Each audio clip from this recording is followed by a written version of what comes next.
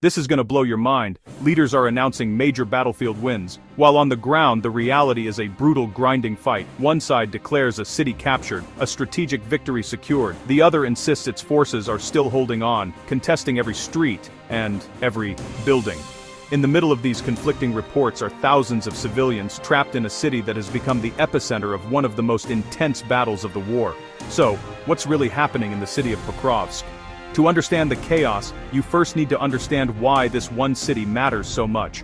Located in the Donetsk Oblast, Pokrovsk isn't just another dot on the map. Before the full-scale invasion, it was a bustling industrial city, home to over 60,000 people. More importantly, it's a critical logistics hub, a gateway. Think of it as the heart of a circulatory system. Major railway lines and highways pass through it, connecting central Ukraine with the forces defending the eastern front in the Donbass. For Ukraine, holding Pokrovsk is essential for supplying its troops, rotating forces, and evacuating the wounded. It's the logistical backbone for a huge stretch of the front line. For Russia, capturing it would be a monumental victory. It would sever those vital supply lines, potentially forcing a major Ukrainian withdrawal, and opening a path for Russian forces to push deeper into Ukrainian-held territory. The fall of Pokrovsk wouldn't just be a symbolic loss, it would fundamentally reshape the entire Eastern Front. That's why the battle for this city has been so ferocious, and why the information war surrounding it is just as intense. So, who's right? Let's unpack it fast. The confusion exploded on December 1st. In a televised address, Russian President Vladimir Putin announced that Russian forces had taken full control of Pokrovsk. He also said Vovchansk, a city hundreds of kilometers to the north in the Kharkiv region, was taken that same day. These were bold, definitive statements broadcast to a global audience, designed to project an image of decisive momentum and victory. But almost immediately the counter-narrative emerged. Ukraine's general staff issued a statement flatly denying the claim. They reported that their forces still held defensive positions within Pokrovsk, particularly in the western parts of the city, and that fierce fighting was ongoing. They acknowledged the situation was extremely difficult, but insisted the city had not fallen. This created a classic fog of war scenario, where two completely opposite realities were being presented as fact. This is where independent open-source intelligence, or OSINT, analysts come in. These researchers, unaffiliated with either government, began scouring satellite imagery, geolocating combat footage posted online, and analyzing reports from the ground to piece together a more objective picture. Their initial findings suggested the truth was somewhere in the middle. They confirmed that Russian forces had indeed made significant advances, entering the eastern and southern outskirts of the city. However, they also found evidence corroborating Ukrainian claims of continued resistance in the western districts. The consensus among most analysts was that Russia controlled a significant portion of Pokrovsk, but to declare it fully taken was, at that moment, premature. The battle was still very much alive. So, what does the battlefield actually look like? For weeks, Russian troops have been executing a pincer-like movement, advancing on Pokrovsk from the east and the south. The goal was to encircle the city, or at least pressure it from multiple directions to stretch Ukrainian defenses thin. After capturing several surrounding villages, Russian troops pushed to within about 3 kilometers of the city limits. This is when the assault on the city proper began. Using overwhelming artillery fire and waves of infantry assaults, they managed to breach the initial defensive lines and enter the eastern suburbs. Geolocation of combat footage confirmed their presence in the industrial zones and residential areas on the city's eastern edge. The fighting has been described as brutal, close-quarters urban combat. Ukrainian forces, while outnumbered and outgunned, have been using the dense urban environment to their advantage, setting up ambushes and fortified positions in apartment blocks and factory complexes. The front line isn't a clean, straight line, it's a fluid, chaotic mess of contested zones with control of individual streets and even buildings changing hands daily. The situation remains incredibly dynamic, and any map you see is likely outdated within hours.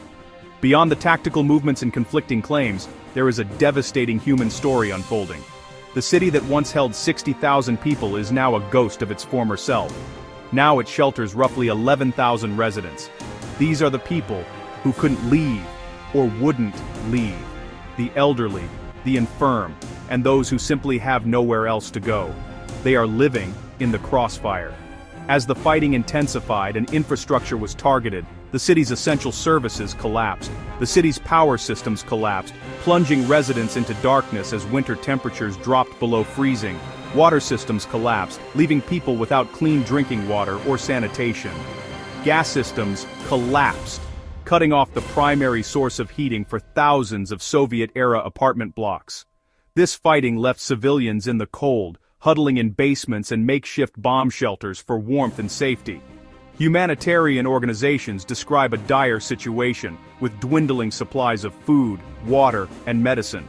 Aid workers operate under constant threat of shelling, trying to distribute essentials and evacuate those willing to leave. For these 11,000 people, the strategic importance of Pokrovsk is secondary to the immediate struggle for survival. While the battle rages on the ground, the conflict's wider dimensions are also in motion. Behind the scenes, diplomats are still negotiating possible deals, searching for off-ramps and ways to de-escalate, though a major breakthrough remains elusive. At the same time, the rhetoric has become more dangerous. Recent statements from Moscow about potential shifts in its nuclear doctrine raise the stakes for everyone. While most analysts see this as posturing, a way to deter further Western involvement, it introduces a terrifying element of unpredictability into the global security landscape.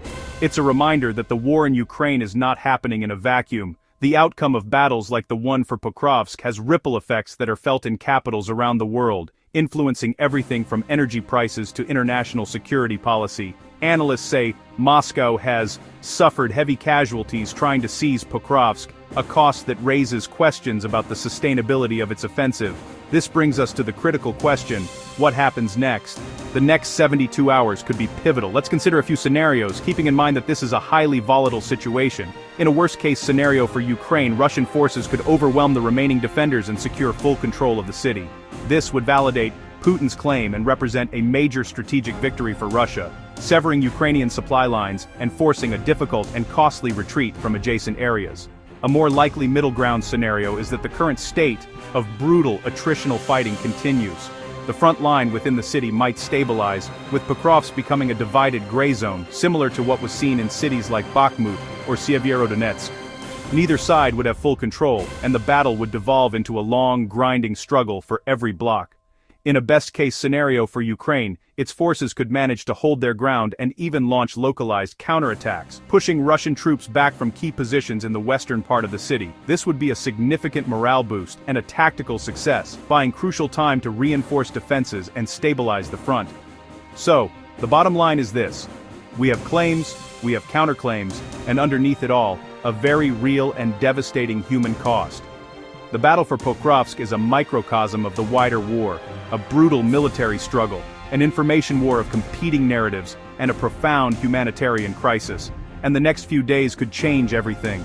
The world is watching, waiting to see which version of reality wins out on the frozen streets of this critical city.